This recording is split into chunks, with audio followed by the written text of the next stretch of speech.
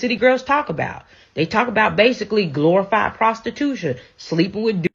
Okay, so first I want to say I appreciate the sentiment, and this is mainly talking about the aesthetic of women and the way men judge women based on that aesthetic and what you're going to attract. What I would like to do is offer a different perspective. And I want you to know that this is not to vilify men, and this is not referring to all men, but I think it is important that we recognize what is actually happening in our experience right now and apply that logic to how we move in this world. Sure, there was a time where if you wore your skirt down to your ankles and you looked like a professional, good woman, men would wife you up. That time has passed. That time has come and gone. I think that we need to recognize the mass degeneration and emotional infantile behavior that we are experiencing and seeing with the majority of men. Not all, just enough for this to be significant. I got receipts. Remember this article?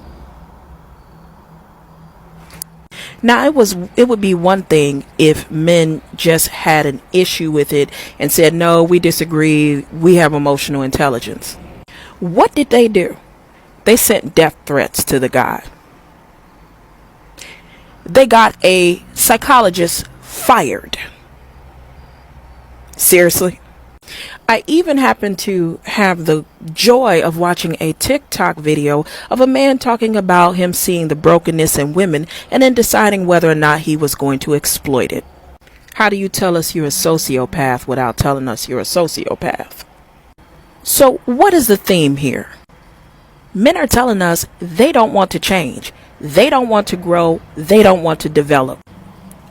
Include and insert the passport boy movement, where they're saying you ladies have fucked up with that Psychology Today article, trying to make us go to therapy, trying to make us be better men of higher quality and character. No, we want to go places where women are happy being treated like property, and that's what we're going to do. Whether you are a good and decent woman and you are dressed like nothing more than a bishop bopping church girl, make way for the degeneration of masculine energy, which has decided that their only purpose in life is to prey upon women and decide accordingly how they're going to deal with you. Now, of course, as women, we have the ability to decide what we will allow, but that does not stop them from having a specific agenda that is not based on how we look or what we wear, but it is based on their emotional incompetency. Pre-existing conditions include hypermasculinity, misogyny, and mommy issues. So when you go to the doctor, they ask you about your pre-existing conditions because they want to know if said pre-existing conditions will intensify the overall illness that you're coming to visit for that day. In addition to that, they want to know if this is going to make you more resistant to certain medication or make your condition worse based on the fact that you have these pre-existing conditions. We can all agree to that, right? Very sound logic. So it is similar when you are out there in the dating arena. If you're dealing with a man who is ridden with misogyny, hypermasculinity, and mommy issues, you're fucked. These pre-existing conditions misconstrues and twists their mind in every single way when you are attempting to be in a loving, healthy, cohesive relationship.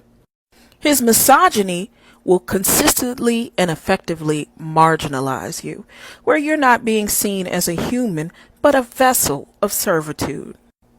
His hypermasculinity contributes to his overall jealousy and suspicion that you are continuously having sex with everyone else and that he's not man enough. So you're going to have to deal with his constant need to have his inadequacies coddled. Mommy issues. I went and saved the best for last. His mommy issues will make him believe that you are here to plug in all of his voids. It is your job to heal him. It is your job to deal with all of his shit until he is healed, if he ever heals at all. You should be burdened by him, and not only be burdened by him, but like it. You are to be long-suffering. You are to ride or die dying is an option. You are to be his emotional punching bag and his emotional trash can. You should never, ever, ever think about leaving because he is a man in pain and he needs you to help him build himself back up. This is your job. Women are nurturers. This is what you're supposed to do. These pre-existing conditions make it almost impossible to start the relation off in any healthy, cohesive way. That is why it is important that you stop worrying so much about what you are presenting to them to inspire them, but what's actually going on inside their fucking head. Bingo. I totally agree. This comment says, what I realize is it doesn't matter how you dress or act. Men will treat you based on how they feel about women in general. Let me give you one part of the construct. One part of the construct is patriarchy. Patriarchy lends itself to see women in only 3 specific ways. Those 3 ways are as a vessel of sex, servitude, and devotion. Heavy on the servitude. Another part is how these men have functioned and the type of relationship that they have with their mother. It is nothing but mere, pure psychology. And it's not a joke and it's not to be dismissed. So for the longest, women have been so burdened by the concept that the behavior that they depict, the appearance that they have, is the determining factor of how a man will treat them. False. Stop the caps. City girls and good girls are getting dragged. Now, obviously, like I said before, it's not all men. And we as women have the ability to decide what we're going to allow. No duh, right? But you can't decide what effect your behavior and the way you look and the way you dress has on a person whose mentality is already warped. The males that we are seeing is so heavy on the servitude that it doesn't matter how many times they change their minds or contradict themselves. Whatever they want from a woman should be served up on a platter right away. Have you ever heard these red pill talkers go on and on about how a woman who is celibate, that's not a flex? Absolute insanity.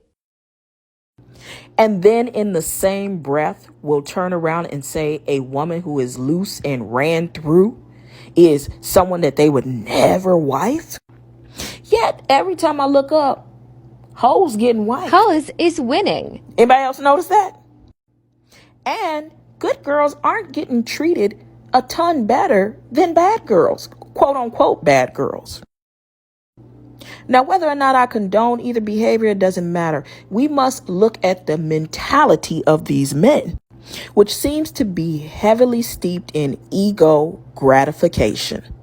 Strap up. This might sting a little bit. We can recognize your brokenness from a mile away. And we make a conscious decision as to whether or not we're going to be with you on any level more than sexual. Because secretly, we're tired of being made the blame for your shortcomings and the decisions you decide to make. Will we still entertain you? Yes. But will we do so knowing this will never go anywhere? Also, yes. He was so proud of himself when he finished. So we've seen many videos, responses that have talked about how this is exploitation, this is taking advantage of women, this is preying on their emotional weaknesses. All true. If you're new here and you haven't heard my philosophy, one of the ways that I suspect that black men, because of lack of fervent proper leadership and examples of healthy relationships, rely on narratives like pimping as a way to relate to black women. Now, the first impulse is to be outraged. Oh no, black men don't do that. How could you say that? It's so evil. You're a feminist, etc., etc. But let's look at the receipts. And what is a man called who is overly compassionate and willing to be cooperative with women? A simp. What's the opposite of a simp? A pimp. Is it coming together for you now? Now, I got this little nugget from Pimpology, the 48 pimp rules. You can look that up on Google on powermoves.com. Yeah, I was doing a little bit of research, the shit you guys hate educated women to do. Now, At first glance, you look at this and you see the word pimp and hoe, and it's an emotionally charged statement, which would make you want to immediately refute what you see. Let's change the words. Prey on the weak. A black man depends on a black woman as much as a black woman depends on a black man. But the key is to make the black woman believe that she needs you. See the subconscious programming? Not wanting to take responsibility is what makes a black woman stay in her place. Pick a woman, a black woman, who wants or needs to be taken care of. Submissive. Keep a black woman financially dependent on you. I don't care about your education or your job financially, and also you're not desirable with a job and financial stability.